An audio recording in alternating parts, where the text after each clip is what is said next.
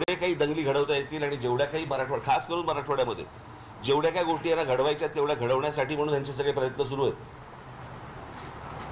तुम्ही समजा शरद पवारांचं, मी माझ्या जाहीर सभेमध्ये पण सांगितलं होतं, शरद पवारांचं जर राजकारण तुम्ही बघितलं तर हे गेलं ते सगळं जेम्स लेन प्रकरणापासून यांनी सगळी सुरुवात केली आणि ते step by step step by step step by step एक जात झाली.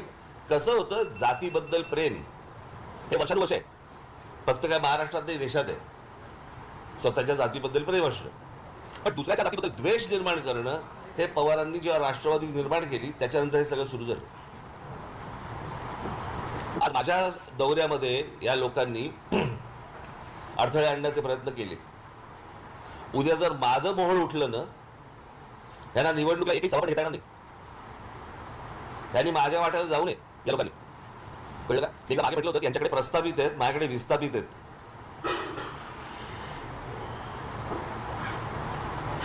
यांनी माझ्या नादी लागू नये या सगळ्या गोष्टींसाठी. तुम्हाला तुमचं राजकारण करायचंय, समाजामध्ये तेढ निर्माण करून विष घालवून ह्यांना कुठचं राजकारण करायचंय?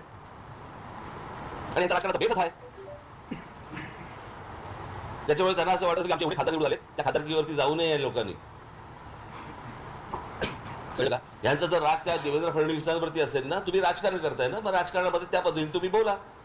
समाजामध्ये कशाला भांडणं लावताय?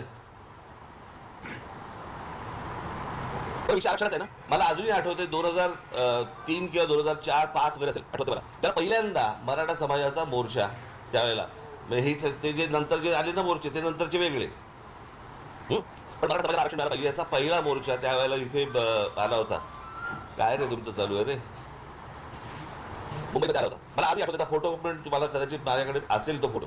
व्यासपीठ होती तिथे, जिथे मोर्चा अडवला गेला तिथे भाजपचे लोक होते, राष्ट्रवादीचे लोक होते, काँग्रेसचे लोक होते, शिवसेनेचे लोक होते आणि बाकी इतर काही लोक होते. सगळ्यांनी एकमुखांनी तिथे सगळ्यांनी सांगितलं की मराठा समाजाला आरक्षण मिळालं पाहिजे. बरोबर? कोणी अडवलं? पुढे अडवलं कोणी? पुढे जर तुमचं सगळ्यांचं एकमत आहे तर तुम्हाला थांबवलंय कोणी? अजूनपर्यंत गेली आणि 15-20 वर्ष होत का नाहीये?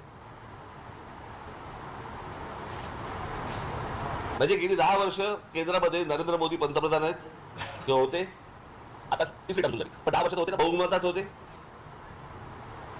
ज्या नरेंद्र मोदींनी बारामतीमध्ये येऊन सांगितलं होतं की मैं शरद पवार जी की उंगली पकड़ के मैं राजनीति में आया, आठवलं स्टेटमेंट मला? आठवलं तुम्हाला? मग त्या शरद पवारांनी मराठा समाजाच्या आरक्षणाबद्दल शब्द का नाही टाकला? हे उद्धव ठाकरे पहिली 5 वर्ष भाजप बरोबर तिकडे केंद्रामध्ये नांदत होते, राज्यामध्ये नांदत होते ना, मराठा समाजाच्या आरक्षणासाठी या लोकांनी शब्द का नाही टाकला? आता जरांगे पाटलांच्या पाठीमागून ह्यांचं हे जे राजकारण सुरू आहे हे फक्त मतं मिळवण्यासाठीच आहे, त्याच्या पलीकडे काही नाही.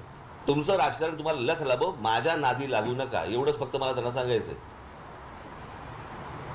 माझी पोरं काय करतील ना ह्यांना कळणार पण नाही.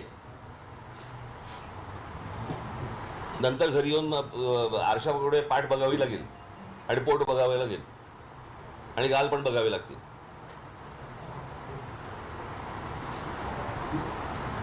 अत्यंत चिखल करून ठेवला या सगळ्या